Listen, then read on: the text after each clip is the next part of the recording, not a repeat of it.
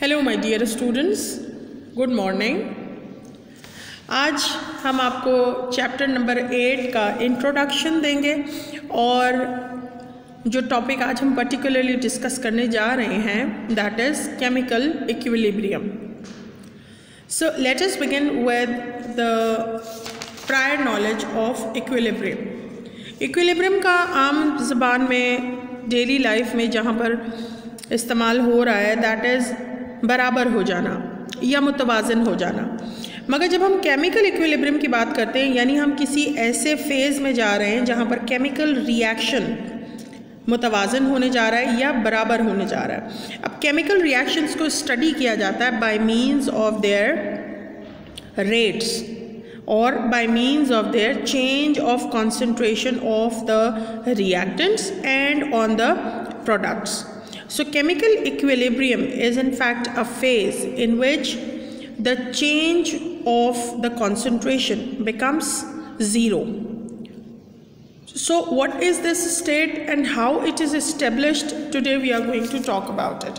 So let us begin with the introduction or definition. Chemical equilibrium is a condition in the course of a reversible chemical reaction in which no net change in the amounts of the reactants and products occurs. So here again another important term which needs to be discussed here कि chemical reaction जिसमें हम equilibrium बनता देखेंगे या chemical reaction की nature reversible होनी है। अब ये क्या है? First we have a look on the types of chemical reactions. So a reversible chemical reaction is a reaction in which the conversion of the reactants to products and the conversion of products to the reactants occur simultaneously. Now we say the reactant is always written in the left side. Then this arrow highlights the conversion of reactant into product.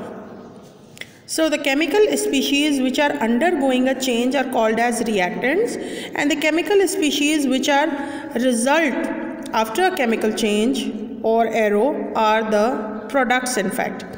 So यहाँ पर हम देखेंगे a reversible chemical reaction is one in which the reactants convert into product and products convert back into reactants.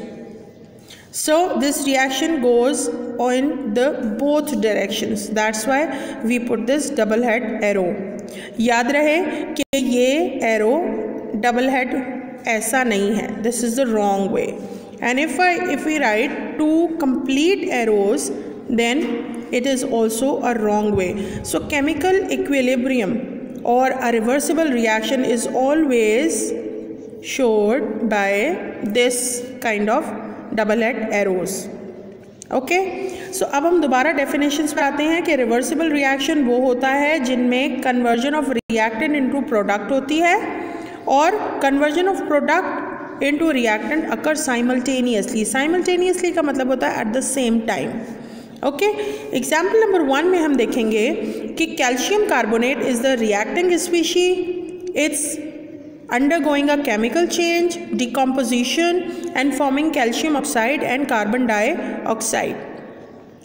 And जब ये reaction proceed होता है तो calcium carbonate decompose होकर कैल्शियम ऑक्साइड और कार्बन डाइऑक्साइड बनाता है। जैसे ही कैल्शियम ऑक्साइड और कार्बन डाइऑक्साइड की कॉन्सेंट्रेशन यानी उनके अमाउंट्स कॉनिकल फ्लास्क में जमा होने लगते हैं वो दोबारा रिकम्बाइन करके कैल्शियम कार्बोनेट बनाना शुरू कर देते हैं। यानी ये दोनों रिएक्शन डिकम्पोजिशन और सिंथेसिस मतलब उनका रिकॉम्बिनेशन एक ही वक्त में होता है। इसी वजह से इस रिएक्शन को हम रिवर्सिबल रिएक्शन कहते हैं। The next example is when hydrogen is reacting with iodine to form hydrogen iodide. Here you can see the double head arrow is showing that hydrogen and iodine are reacting in the forward reaction and hydrogen iodide is again decomposing in the reverse reactions. So conversion of product into reactant and reactant into product goes on simultaneously. Then 2 more examples. Formation of ammonia. So you learn any 2 examples which are given in your course, and that is hydrogen iodide and formation of ammonia. So these 2 examples need to be learned very well with a complete balancing and physical states of the species. Now we see the next reaction are irreversible reactions. So what are irreversible reactions? In which the reactants convert into product and product cannot be converted into reactants. So यहाँ पर आपका total amount of reactant convert हो जाता है product में, और ये दोबारा रिवर्स नहीं होते, तभी हम इनको सिंगल हेड एरो से रिप्रेजेंट करते हैं. For example, sodium is reacting with chlorine to form sodium chloride. Carbon is reacting with oxygen to form carbon dioxide. Similarly, formation of water by reacting hydrogen and oxygen. And when zinc reacts with sulfuric acid, it forms zinc chloride and hydrogen. सारी चीज़ों पर अगर नज़र नहीं भी जाती तो ये एरो आपको रिएक्शन को एक्सप्लेन करने के लिए काफ़ी होना चाहिए. Now another time we are comparing it just to confirm our concept and understanding that irreversible reactions are in which the products of the reactions do not react to form the original reactant under the same conditions, but reversible reactions are those in which the product of a reaction can react to form the original reactant under the same set of conditions. It can be represented by an arrow. Yes, it is irreversible, so arrow will be this one. And for reversible reactions, a double head arrow is used like this. Okay, the next is the reaction goes to almost completion. Mean A and B are forming C and D, and complete reactants, total amount of reactants are forming the product. So the reaction goes to almost completion, but here in this condition reversible reactions cannot go to completion. That is why the reaction goes to equilibrium state. Then it can be carried out in open or closed vessel, but the reversible reactions are always carried out in a closed vessel. Means it can be performed in the sealed conical flask or in some other round bottom flask or in cylinders, but they are completely packed so that the amount of reactants or products cannot be escaped from the system. Okay, अब हमने ये दोनों बातें पढ़ ली हैं. अब हम सिर्फ रिवर्सिबल रिएक्शंस को अंडरस्टैंड करेंगे.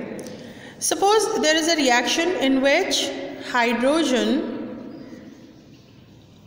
is reacting with iodine in the gaseous phase to forming hydrogen iodide.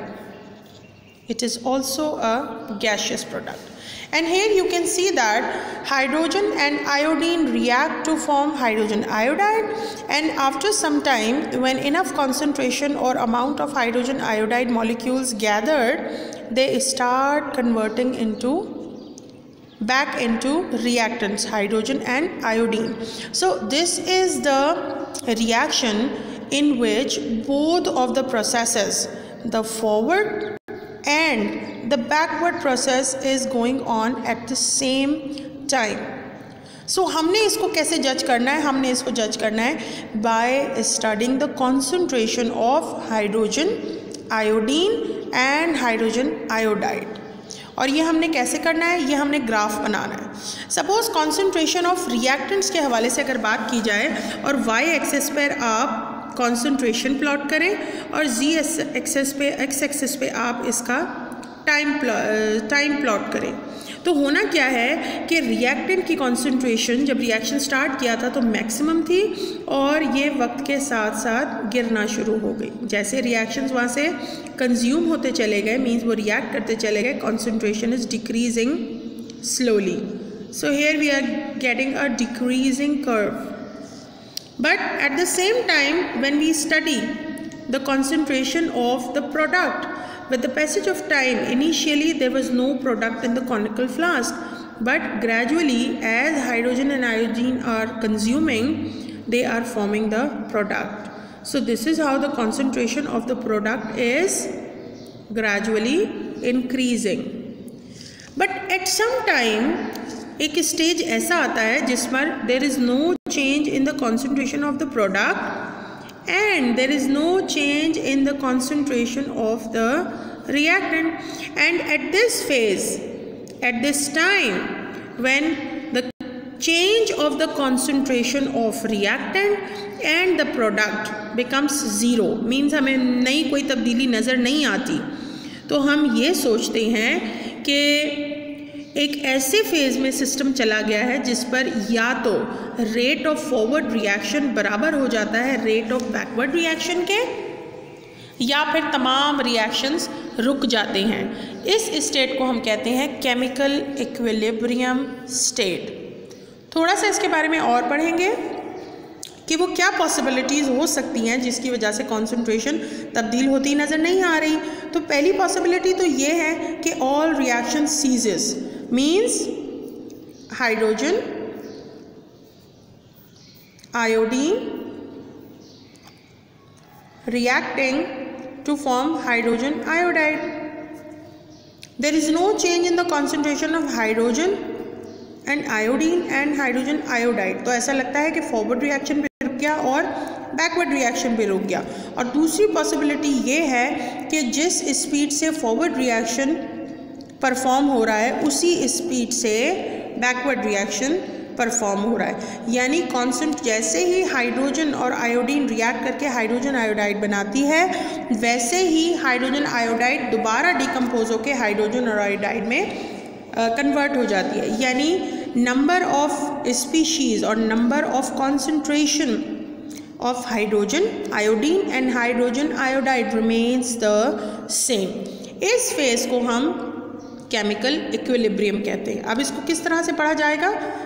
पहला point, a state achieved by reversible reaction in which the forward and reverse processes are occurring at the same rate. Mean उनकी रफ्तार same है, उनका rate same है, उनकी speed same है. उस state को हम केमिकल इक्विलिब्रियम पुकार सकते हैं. दूसरा ये कि the definition of chemical equilibrium is the point in which the concentration of the reactants and products do not change. और ऐसा लगता है कि रिएक्शन रुक चुका है, मगर वो रिएक्शन रुका नहीं होता, वो रिएक्शन सेम स्पीड से चल रहा होता है. यानी for example generally if we speak A and B are forming C and D. जिस स्पीड से A B मिलकर C और D बना रहा है, बिल्कुल इसी स्पीड से C और D दोबारा कन्वर्ट हो रहा है A और B में. यानी इन दोनों रिएक्शंस के रेट बराबर हो गए, इनकी रफ्तारें बराबर हो गई, तभी इनके कॉन्सेंट्रेशन जो है वो भी कांस्टेंट हो गए, वो चेंज नहीं हो रहे.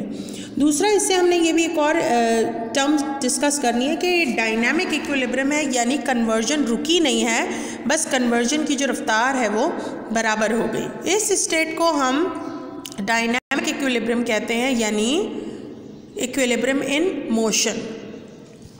The word dynamic means moving.